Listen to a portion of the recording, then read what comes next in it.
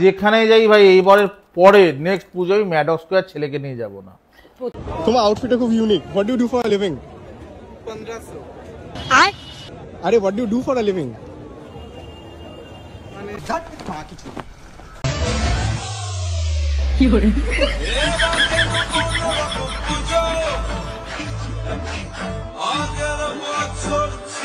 কি করে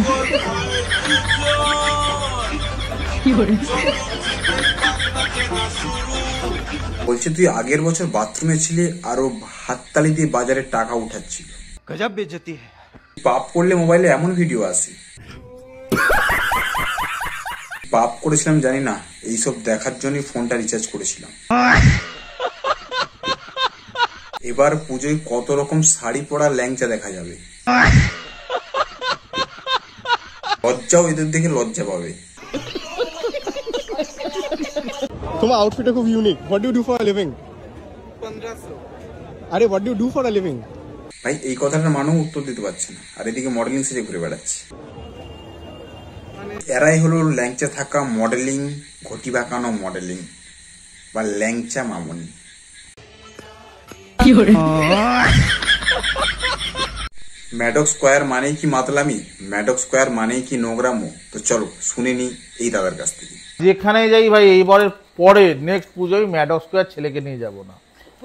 মানে প্রচন্ড নোংরা ভাই, বলতে বাধ্য হচ্ছি। যদি ওরম ওখানকার অথরিটি শুনে কিচ্ছু করার নেই। লিডিং পেজ থেকে বলছি, আমি এই বছর ছেলেকে আমি আমার নিজের ছেলেকে নিয়ে গেছিলাম একদম ম্যাডক্স স্কয়ারে। অষ্টমীর দিন রাত্রিবেলা কটা হবে, 3:30 নাগাদ।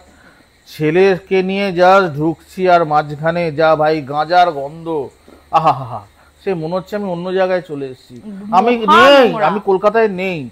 গল্প হচ্ছে লেবুর, গল্প হচ্ছে তোরটা কোথায় গেল রে, তারপর হচ্ছে আরো ভ্যারাইটিস। আমার তো ভাবছিলাম আমার ছেলে না উল্টে ঘুরে বেড়ে বাবা কোন লেবুর কথা বলছে, এখানে কোথাও বাতাবি লেবু নেই।